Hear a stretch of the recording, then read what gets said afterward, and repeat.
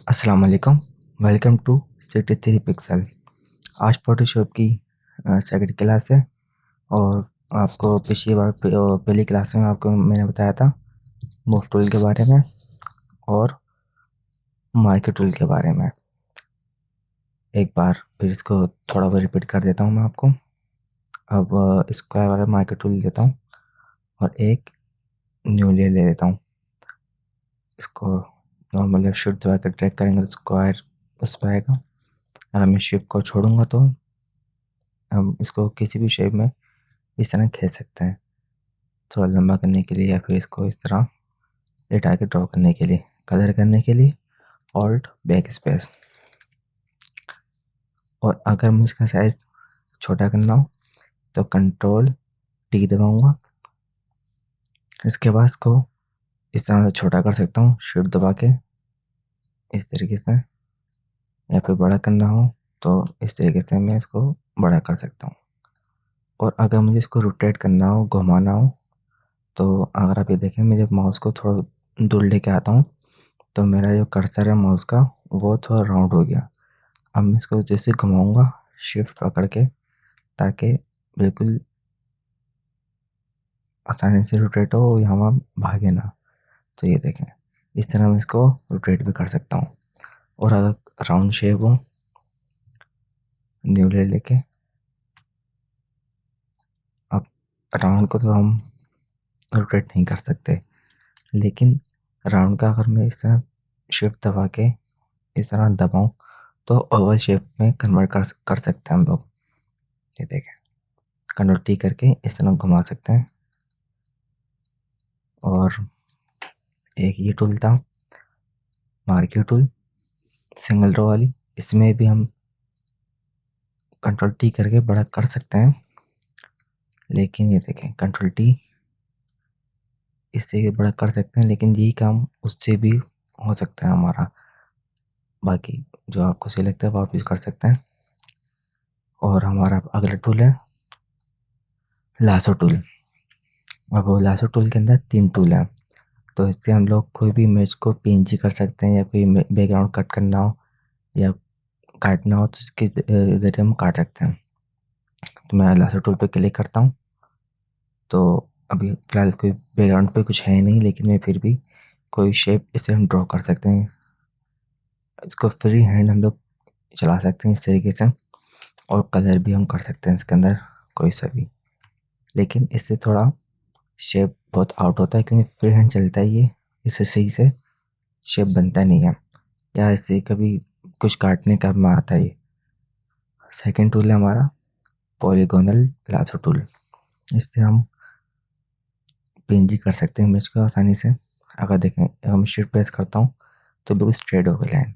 अगर मैं शिफ्ट छोड़ूंगा तो ये क्रॉस में आ गई। शिफ्ट दबा के प्रेस करा, क्लिक करा, फिर यहाँ पे क्लिक करा, यहाँ पे क्लिक करा और ये क्लिक। इस तरीके से हम स्क्वायर बॉक्स भी इससे बना सकते हैं, लेकिन इससे ज़्यादातर लोग पीएनजी करने में ही इसको यूज़ किया जाता है। और किस तरह करते हैं मैं आपको ये दिखाऊंगा। तीसरा टूल है मैग्नेटिक लासो टूल। तो इससे अगर मैं एक दफ़ा क्लिक करूँ और इसको खाली इस तरह माउस को यहाँ करूँ तो ये ऑटोमेटिक ही सिलेक्शन दिखा दे रहा होता है हमें।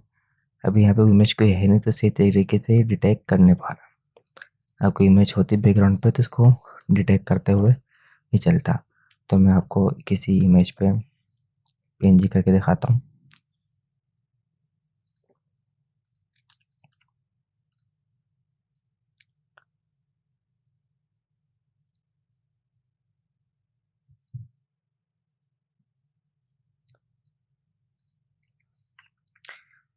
अब ये देखें ये एक बैकग्राउंड है इमेज का, और मैं अगर चाह रहा हूँ कि ये एक फ्लावर यहाँ से कट कर लूँ तो मैं पहले टूल पे आऊँगा लास्ट टूल पे, इसको आसानी से बस तरह फेरूंगा उस पर, और यहाँ पे कंट्रोल जे प्रेस करूँगा तो ये देखें ये कॉपी आ गई। ये देखें इससे बस इसी काम में ही ज़्यादा यूज़ किया जाता है। थोड़ी बहुत इमेज कट करने के लिए या इस तरह की बैकग्राउंड से कट करनी हो इमेज, इस पर क्लिक करें बैकग्राउंड पे और इस तरह फेरें, Ctrl+J दबा दें या Ctrl+C या Ctrl+V दबा दें, ये कॉपी कर लेगा। लेकिन अगर इस बैकग्राउंड को करेंगे तो ये देखें इसी तरीके से पीएनजी करेगा नहीं, क्योंकि इस तरफ कलर डार्क है और इस तरफ लाइट है, तो इसलिए इसने ये डार्क एरिया शो कर रहा है इसके ऊपर। और अगर मैं पीएनजी करनी हूँ इमेज, अब जैसे ये लिखी मेरे पीएनजी, आप चाहे इससे कर लें चाहे इससे कर लें, लेकिन आसान तरीका इसी से होगा, आप पॉलीगॉन लासो टूल से। अगर मैं इस पे यहाँ से एक क्लिक करूँ, दूसरा क्लिक इस तरीके से,